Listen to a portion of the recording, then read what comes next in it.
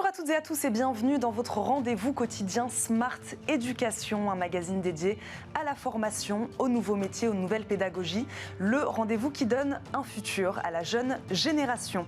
Aujourd'hui, apprendre la gestion de crise. Une grande partie des futurs managers seront un jour ou l'autre confrontés à une situation de crise dans leur entreprise. Mais comment les préparer à faire face à ces environnements de plus en plus instables? La simulation nuit de la gestion de crise permet aux étudiants de s'affronter le temps d'une nuit autour de scénarios catastrophes qu'ils pourraient rencontrer en entreprise. Chaque étudiant se glisse dans la peau d'un gestionnaire de crise.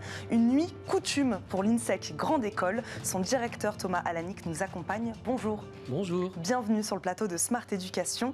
Catherine Després, enseignante en stratégie de l'innovation au sein de plusieurs grandes écoles et de l'INSEC notamment, nous accompagne également. Bonjour. Bonjour. Bienvenue sur le plateau de Smart Éducation.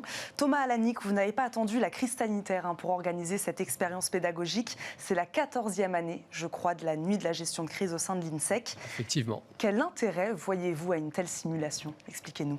Il y a de multiples intérêts, c'est vraiment multidimensionnel.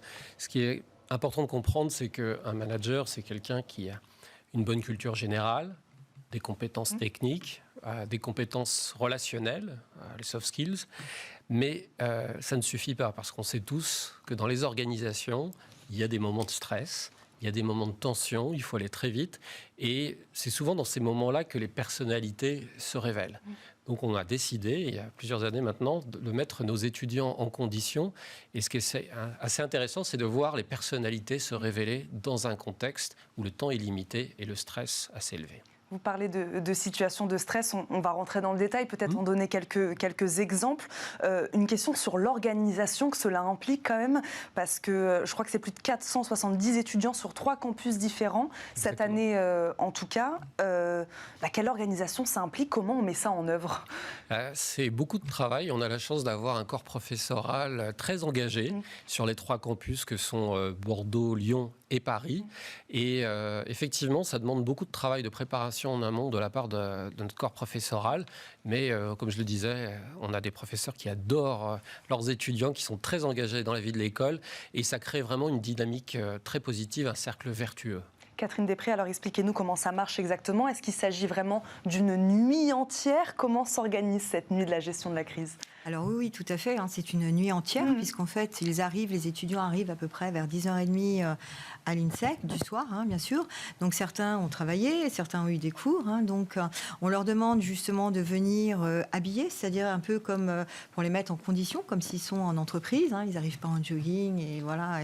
Et ça met un petit peu de pression. Donc chacun est en costume, habillé, pas forcément très confort. Et ils arrivent donc vers 10h30, 11h. Et là, ils sont pris, ils démarrent en fait la nuit de la crise, qui va aller jusqu'à 5h30. En fait, on les libère à 5h30 pour le premier métro. Voilà. De quelle manière vous les accompagnez alors? Comment ça se passe? On leur donne des instructions au début et puis après on les laisse tranquilles, ou on les suit? Non, alors tous les élèves tous les étudiants qui sont présents pour la nuit de la crise sont accompagnés par des professeurs intervenants qui vont les coacher, qui vont faciliter, qui vont modérer cette nuit de la crise, parce qu'il se passe beaucoup de choses pendant cette nuit de la crise. Et en fait, ils sont regroupés ils vont se confronter à 2 équipes en fait. Donc c'est une équipe A contre une équipe B, pour résumer.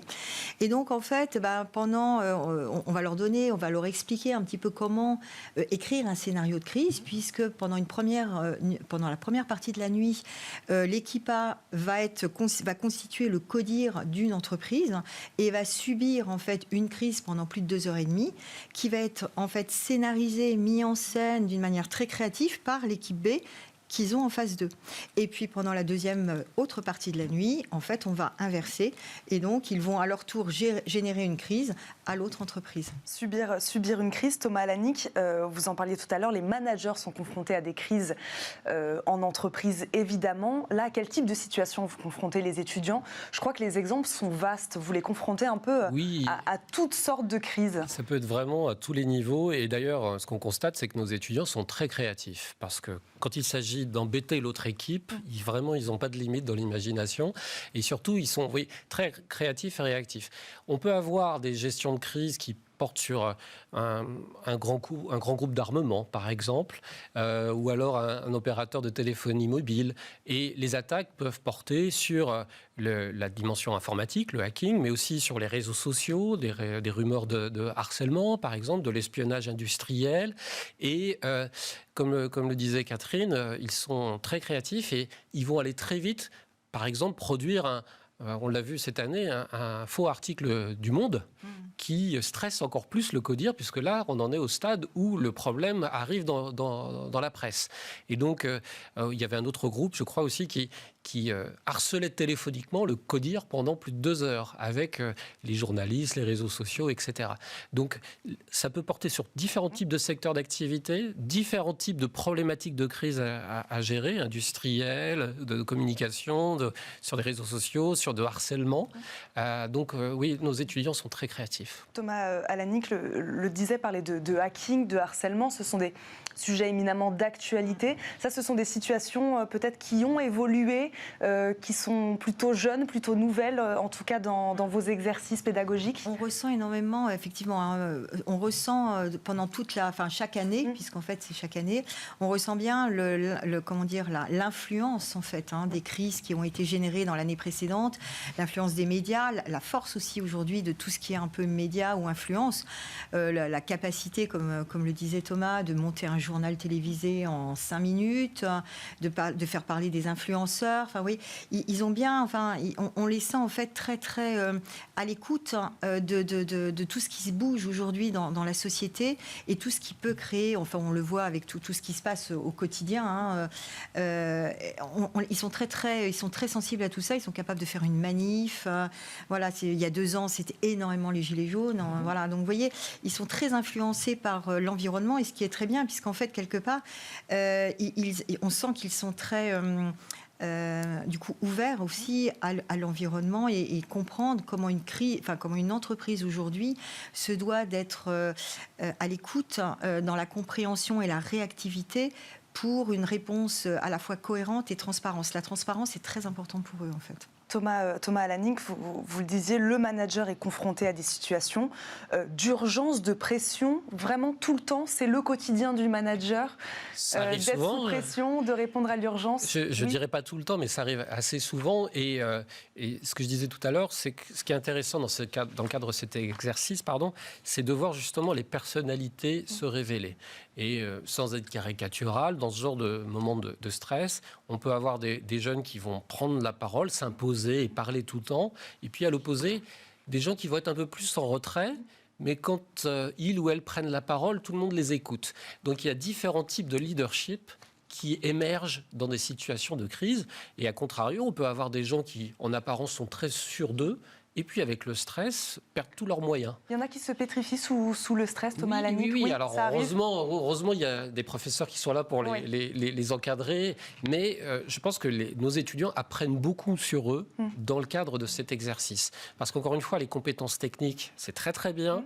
La théorie, c'est très très bien. Mais avec une pression de temps, avec la pression médiatique, on peut perdre ses moyens. Et quelqu'un qui est très bon sur le papier a un peu de mal. Donc, on apprend par l'expérience. Catherine Després, c'est ça qui est intéressant, en effet, de voir ces jeunes se révéler un moment dans un exercice pratique. On n'est plus dans la théorie du tout, on est dans la pratique. Voilà, vous, en tant qu'enseignante, de voir ces jeunes se révéler, des personnalités de leaders peut-être émerger, c'est ça qui est intéressant. En fait, même eux sont surpris en fait, de voir comment ils arrivent. Au début, la première partie de soirée, ils se disent on ne tiendra jamais toute la nuit. Et en fait, dans l'action, dans le feu de l'action, en fait, ils se révèlent. Ce sont des générations qui sont vraiment dans la notion de faire, et c'est vrai que leur offrir en fait cette expérience, puisqu'en fait ils n'ont pas beaucoup d'expérience dans leur vie d'étudiant pour vivre une cellule de crise, on sent que ils sortent à la fin complètement transformés de ce qu'ils ont entendu, de ce qu'ils ont vu, et peut-être aussi de ce qu'ils ont été capables de faire. Ça, c'est ce qu'ils vous disent, ce sont les retours des étudiants que vous avez. Oui.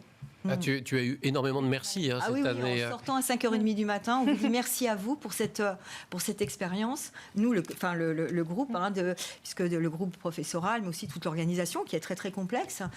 Oui, vraiment, ils sont en fait étonnés de ce qu'ils ont vécu. Catherine Després, on en parlait, gestion du stress, gérer l'urgence, s'adapter à l'environnement, à cet environnement qui nous entoure. Concrètement, quelles sont les compétences managériales qui ressortent de cet exercice-là? Donc le leadership, peut-être, c'est ce qu'on a dit, il y en a d'autres?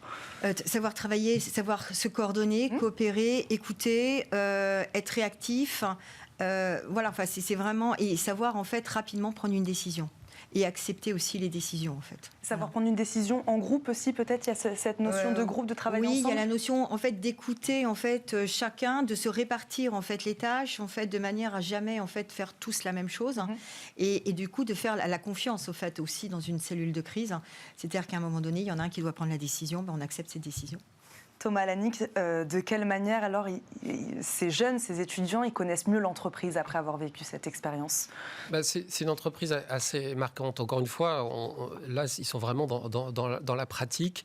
Et c'est même quelque chose que certains de nos étudiants valorisent après sur leur CV quand ils veulent trouver un emploi. Parce cette nuit de la gestion de crise, oui, bien sûr. Elle peut être valorisée sur un CV? Bien sûr, c'est un événement qui est assez connu maintenant et qui est identifié à l'INSEC Grande École.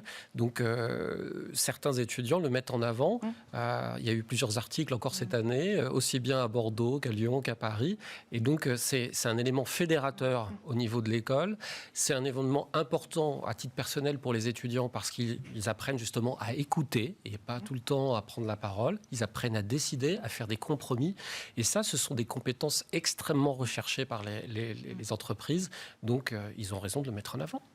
Il nous reste quelques secondes. Une question que je ne vous ai pas posée encore, Catherine Després. Donc l'objectif, c'est d'avoir su gérer la crise. Est-ce qu'il y a quelque chose aussi de savoir préserver l'image aussi de l'entreprise? Est-ce que ça, c'est quelque chose que vous leur demandez, évidemment? De toute façon, quelque part, toute la communication qu'ils vont faire, ça va être pour préserver à la fois l'image, mais aussi tout ce qui est autour, tout l'écosystème de l'entreprise, toutes les parties prenantes, puisqu'en fait, souvent, il y a tout ça qui va être énormément pris en jeu. L'objectif, effectivement, c'est de mieux communiquer, de préserver, de rassurer, en fait, l'écosystème. Merci beaucoup à tous les deux d'avoir répondu à nos questions aujourd'hui, de nous avoir présenté, expliqué cette nuit de la gestion de crise, qui est en effet un exercice maintenant connu, reconnu à l'INSEC, mais au sein de d'autres grandes écoles. Thomas Alanik, je le rappelle, vous êtes directeur de l'INSEC Grande École. Oui. Catherine Després, enseignante en stratégie de l'innovation au sein de plusieurs grandes écoles, mais au sein de l'INSEC également, surtout de l'INSEC. Merci beaucoup à tous les deux d'avoir répondu à nos questions. Merci à vous de nous avoir suivis. On se retrouve très vite pour un nouveau numéro de Smart Éducation. Très bonne journée à tous sur Bismart et à très vite.